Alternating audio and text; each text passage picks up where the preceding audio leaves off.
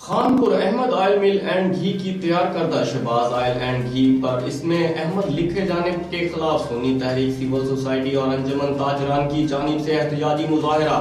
مزید دیکھتے ہیں ملک نعمان کی اس رپورٹ میں۔